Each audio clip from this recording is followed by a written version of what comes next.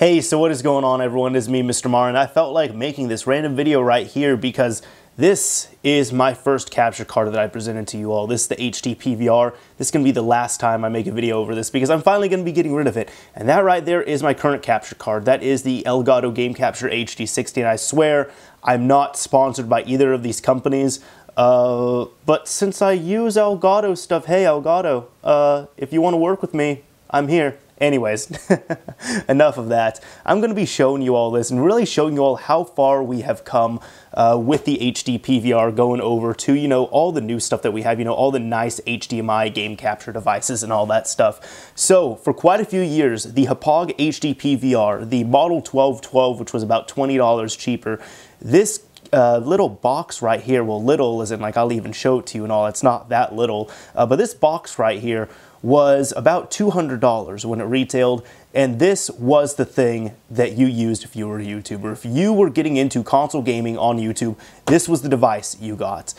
For a while, Dazzles were popular, and Dazzles were pretty much just, they recorded in, I don't even know if it was, I think they did record up to 480p, either or it was S-Video and there was composite available. Composite is, the yellow, red, and white inputs. So that was available, but even with Dazzles, you kind of had to jump through quite a few hoops to get into them, and that's why I actually had a decent type of capture device years ago. I had it in like elementary school, and it was like a DVD Express or something like that.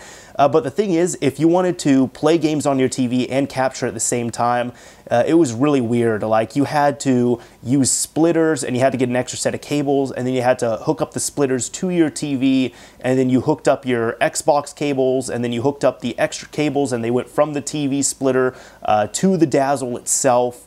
So all that was going on, and then some of my friends who actually did this stuff, they had weird issues. Like, one of my friends, he even said, he's like, okay, so now I can capture, because he bought a Dazzle, he got all this stuff. He's like, I can capture footage while I'm playing in live time. The problem is, when I'm playing on my TV, it's in black and white. But the good news is I can record in color. So he was literally playing games in black and white. This was in like 2007, 2008, something like that. But hey, you know what? That was the struggle. That's what you had to do. And that's when, all this stuff was still very new. But, for a while you could get away with a Dazzle. But once YouTube started going over to HD, this was the first, honestly good capture device, and affordable one, and simple to use capture device that could record in 720p and 1080i, although everyone recorded in 720p because progressive is better than interlaced. Now, one thing I also want to point out, the reason why I got onto this video as well and thought about it is because I'm going to be selling this thing right here. There's a local shop in town, and normally I sell over to them because, I buy stuff from there, and the owners, they know me, and the electronics guy there is awesome, and they take care of me, so I like to take care of them. And I've tried selling this thing a few times, not in the past year because it's just been in my closet, but up until then I was trying to, and I don't want to deal with Craigslist or anything, and like eBay, it's not even worth that much, and also with Craigslist, like, you deal with people who don't even know what they're talking about. They try and lowball you for stuff they don't know about, so it's a big annoyance. But anyways, one thing I'd like to point out is this thing actually can record in 60 frames a second, and that's something that a lot of people didn't really know, including myself. They didn't really know about it, and they didn't really take advantage of it, because on YouTube, you would, if you were smart, up until last year, you would render out in 30 frames a second. And the reason why I'm saying if you're smart is because, because YouTube was capped at 30 frames, rendering out at anything above 30 frames a second was pretty much useless. Now, if you did even capture and you exported in 60 frames, when you uploaded it, it went to 30 frames anyways.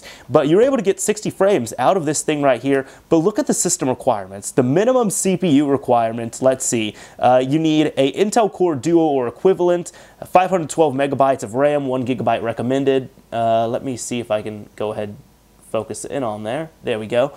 Graphics card with 256 megabytes of memory or greater, a sound card, Windows 7, 32 or 64-bit, Windows Vista or Windows XP Service Pack 2, and 220 megabytes of free hard disk space. Now, let's go ahead and check out the Elgato right here. So we have everything down below right here, which I'll try and focus in on if I can, if it wants to. There we go.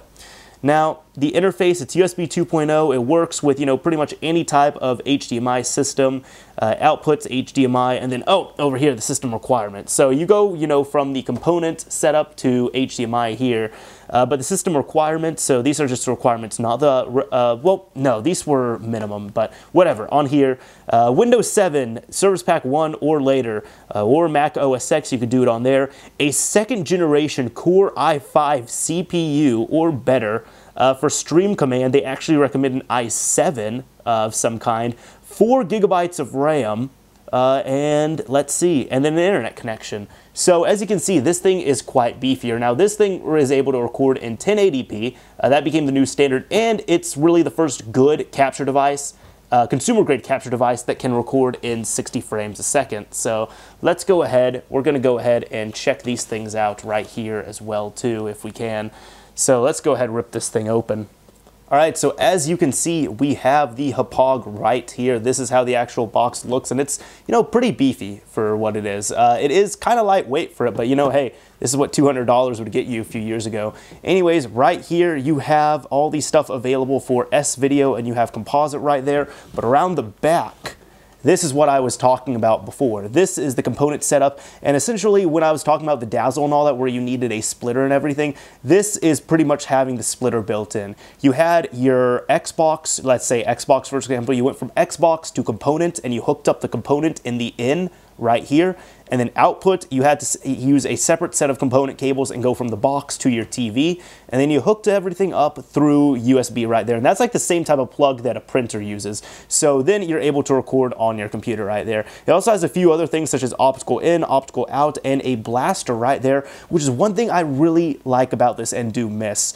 For the HPOG, at least for the original HDPVR, you can actually record in 5.1 and you can have that work, as opposed to the game captures where you can only do 2.0 with audio, unfortunately, which is kind of lame, but whatever. I mean, it gets the job done, I guess. Now, one big thing as well with this is there were 2 models of the original HDPVR. I don't remember what the second one was, but the first one, which is this you're looking at right now, is the 1212.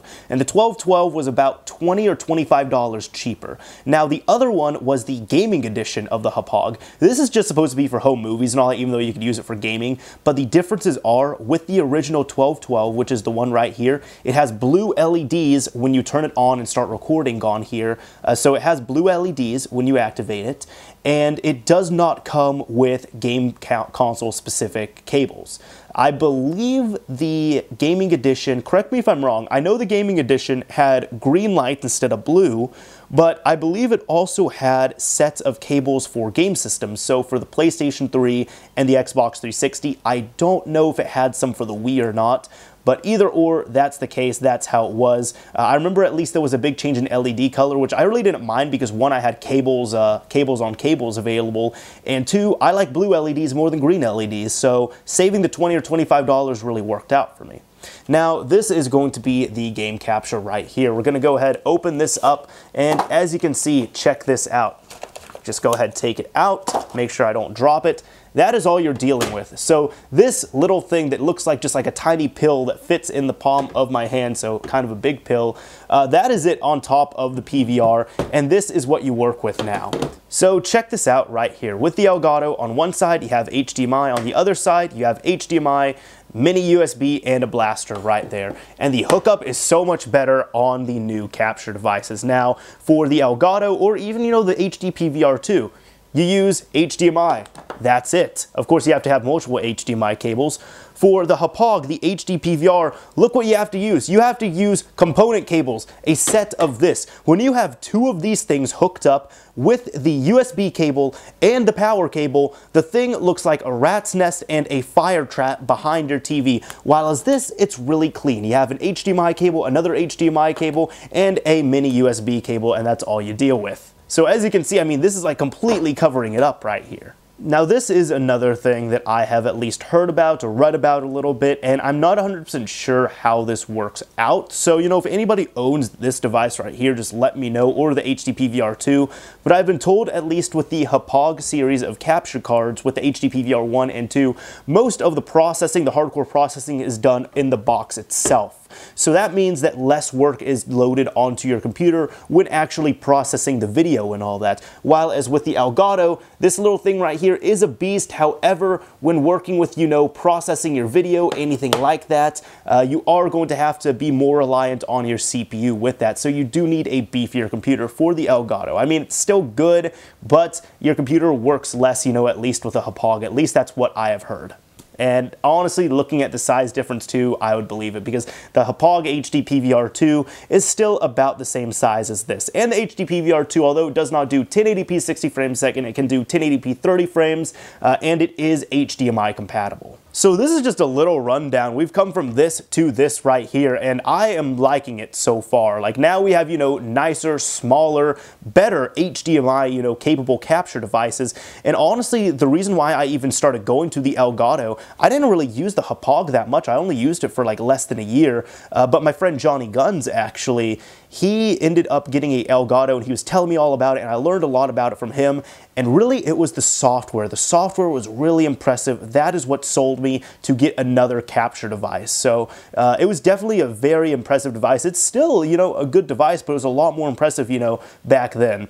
But yeah, no, compared to this, the software was very basic, and I'm still, from what I've seen, I'm still not really impressed, or I'm not really a fan of Hauppauge's capture software. I'd rather have Elgato's capture software. So, they still win on that front there, at least. However, I will say, I mean, this, even the HD PVR, I remember this was, being spoiled for capturing devices and all that, just even like 5 years ago, because when capture devices first came out, they were terrible. They still weren't working that well. Most of them, you had to have a desktop PC, and you had to install the card physically in the PC and run everything through there, which, I mean, now you can still do that, because, I mean, it is kind of nice and convenient. Like, I know several people who actually have capture devices built into their desktops, and they are able to play games and capture them at the same time using their desktop, and they could sit there and just play a console game on their monitor and capture everything through there. So, I mean, that's a really convenient factor. I think that's fantastic. That's awesome.